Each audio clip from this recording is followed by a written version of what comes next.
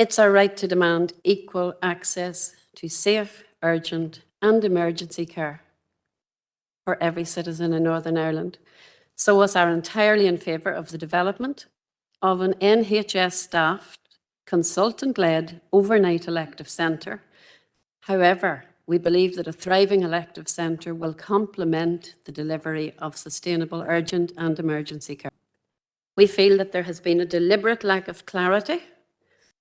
We feel we've had deliberate realignment of consultant resources to Altna-Galvin, blatantly so, a deliberate misleading of the public and the staff on mitigations and pathways put in place, and that the Western Trust are deliberately not being open and honest with either their staff or their patients.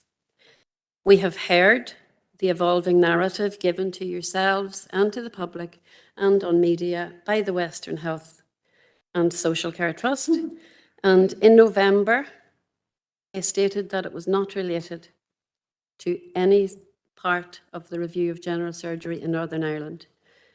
On the 9th of January, they had reversed in all of their armour behind that department review of general surgery. So SOAS aim tonight to attempt to deliver honest, researched data and to get the best messages to re-emphasise to each of you councillors that the Trust hasn't been open. And we consider that based on the recent media, the Trust is still not being entirely open or honest to you. Therefore, not being honest about the compromised outcomes facing every member of the population that each of you represents. In terms of our engagement, we have actively met with all local MLAs. We are engaging and have engaged with some of the main party leaders, and we've liaised extensively with many organisations. And tonight, the fact that we're meeting with the full councillors, I think, as I said at the start, it confirms that the special case for Fermanagh is not to bed down with bigger is better, but the better outcomes must be for our lives. We are unique. Our existence. I think that the Western Trust, it covers a huge amount of the geography of Northern Ireland, but that is not a reason to be treated as less significant. I feel that there is an inclination with the narrative on occasions to say that the NHS is falling apart, Northern Ireland is below capacity, but they're omitting the fact that nowhere else outside of this region are we expecting anybody to have 5 state-of-the-art theatres, 2 of them never even commissioned, and we would reckon that the uniqueness is not being acknowledged by the population of Northern Ireland. The Trust is confirming so far that no safety issues have arisen since the new pathways commenced. And I don't want to ask for a show of hands, but I'm not sure that there'll be many people who could say they haven't heard of quite a few incidents since the pathways began. But the other problem we're battling is the more significant one. We're fighting an abject failure of management. There's a lack of ambition. There's a temporary emergency collapse of workforce and of surgery. There's a trust-wide failure in duty of care to both patient, carer and staff. There is emergency care, life-threatening illnesses or accidents which require immediate, intense treatment, which is available to every other citizen than the 84,000 that we've just factored in. So we're also asked to buy into the fact that the same workforce who is responsible for staffing this incredible failure is the same management team who would be responsible for staffing an elective centre. And I don't understand why, who, or how, quite frankly. One wee audio clip. Can we reconfigure in the Western Trust to deliver these standards? I believe we can't. If somebody can come forward to show me a way, I'm very open to it. And I'd like to think we will by the end of the meeting.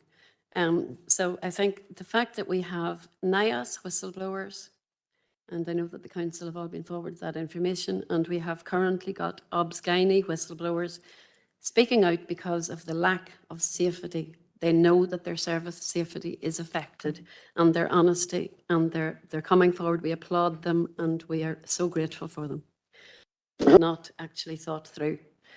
The Royal College of Obs Gynae, Brendan Lavery, I think Adam suggested you had a large misconception about understanding where that was delivered, and that obstetrics and gynecologists were responsible for all sorts of emergencies. It's not, it's stroked out. Their second main mitigation and pathway was a suggestion of the extra capacity created with NIAS. And again, I do refer to both the fact that as an LGD, you are informed that before any of this crumbled, that we have significantly less than the Northern Ireland average access to NIAS. And in the whistleblower statement, we're the last ones who are going to get access. If the Greater Derry area needs are greater, the ambulances will not be sent down to South West Acute. The third one was Craigavon Area Hospital, which have had negligible, if any, admissions. Altnagelvin, assurances, bed to bed, not ED to ED. It became 2 beds, allegedly ring-fenced in Ward 31.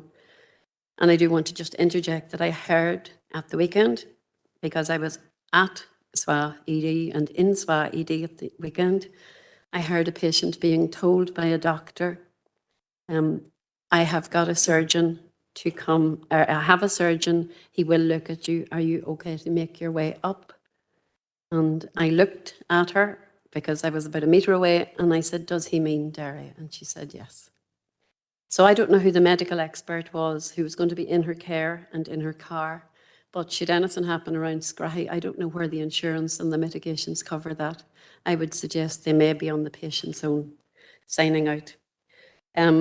Sligo University Hospital, it was never a go. Again, it was an illusion and it was never a real link. I think the suggestion was travel time may be less, and with all due respect, I think that's just a Google Map observation. So I suppose I'm saying there is no extra capacity at Altnagelvin. There is no extra capacity in NIAS.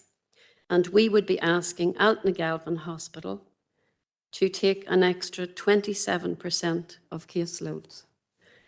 And Altnagelvin Hospital cannot cope with the caseloads they have before they look in our direction. We are now a uniquely unjust population, a cohort of 83,343 patients who will not be wanted and anywhere else. And I think this is my last slide. He says with relief beside me. There's an issue of staff recruitment, which I could go into for weeks, but I won't. But staff retention is a real problem, and I think we know this. There's an unnatural rate for permanent consultants leaving posts in the Western Health and Social Care Trust. These statistics have been collated by Freedom of Information requests. We have a regional average, a normal process, I suppose, of retirements, of people relocating, of a normal fall off in numbers of about 15%. Altnagelvin has 15% of staff who have left in the last 3 years. In the same period of time, we have 40% of consultant staff leaving the southern sector or the unwanted Southwest Acute Hospital.